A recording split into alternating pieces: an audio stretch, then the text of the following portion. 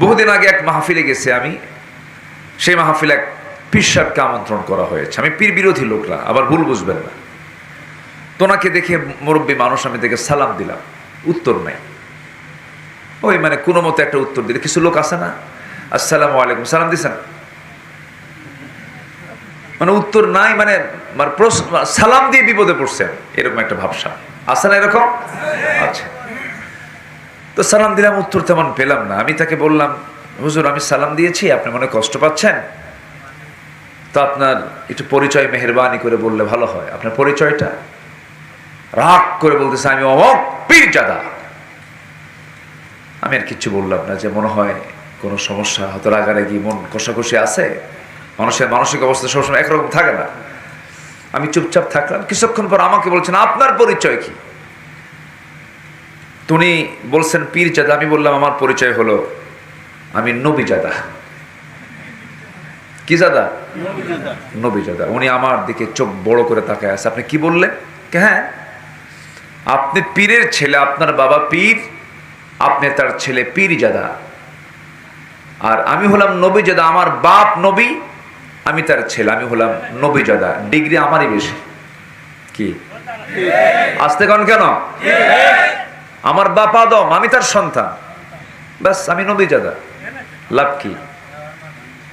হাবিল তো জান্নাত পেয়েছে, কাবিল কি জান্নাত পাবে? কাবিল তো খুন করেছে। কাবিল কি করেছে? কাকে খুন করছে? হাবিলকে খুন করেছে। প্রথম খুনি, বলুন একটা প্রশ্ন, প্রথম খুনির নাম কি? কাবিল। প্রথম খুনির নাম কি? যত খুনি আছে সব খুনির ও হচ্ছে লিডার। ও শুরু করছে খারাপ।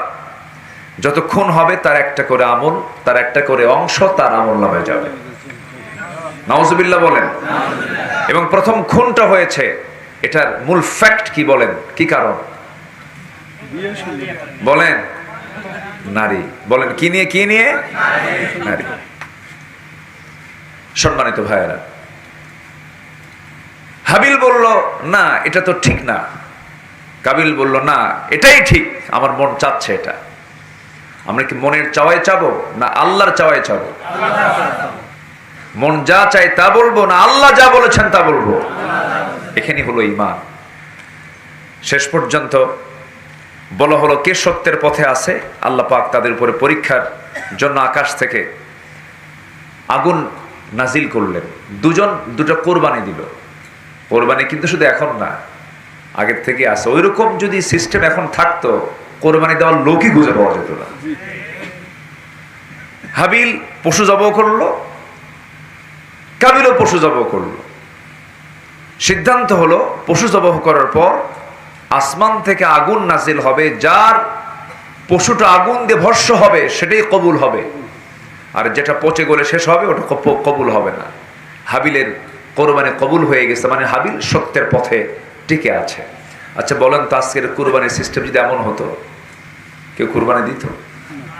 করে বাবা আমার বুজুর্গি তো এখানেই শেষ হয়ে যাবে, যদি একবার যদি না আগুন আসে তাহলে আমি শেষ।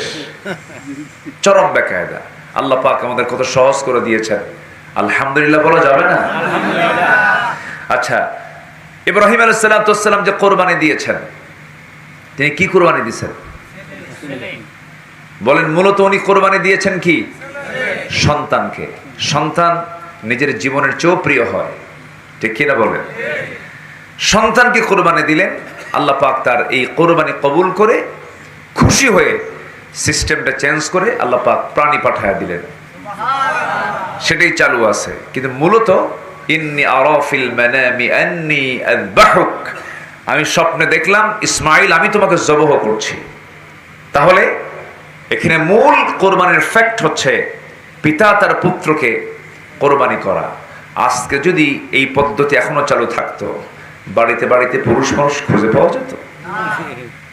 আব্বা তো আগামী বছর আমারে দিয়ে দেবে, আমি নাই, আমি নাই, আব্বাও থাকতো না। কত বড় একটা অসুবিধা হয়ে যেত। আল্লাহ পাক আমাকে আপনাকে সহজ করে দিয়েছেন। এটা সুবহানাল্লাহ বলা যাবে না ভাই? এটা জোরে বলি আলহামদুলিল্লাহ। এক কাজ আমরা যদি করি তাহলে আমাদের নিরাপত্তা কে দিবেন? আল্লাহ দিবেন। সূরা কুরাইশ, আল্লাহ রাব্বুল আলামিন বলেন সেই একটা কাজ হলো কারো গোলামি না করে একমাত্র আল্লাহর গোলামি করো, কারো ইবাদত না করে একমাত্র আল্লাহর ইবাদত করো। ফালইয়াবুদু রাব্ব হাযাল বাইত, তারা যেন এই ঘরের মালিকের জন্য ইবাদত করে। এই ঘর মানে হলো ইন্না আউওয়ালা বাইতু উদিআ লিন-নাসি লাল্লাযী বিবাক্কাহ। জোরে বলুন আল্লাহু আকবার।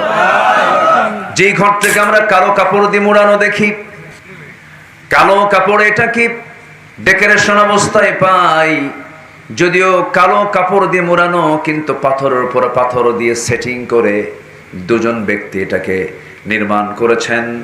এই দুজন ব্যক্তি নবী ছিলেন, একজন বাবা আর একজন তার সন্তান, ইব্রাহিম আলাইহিস সালাতু ওয়াস সালাম এবং ইসমাঈল আলাইহিস সালাতু ওয়াস সালাম।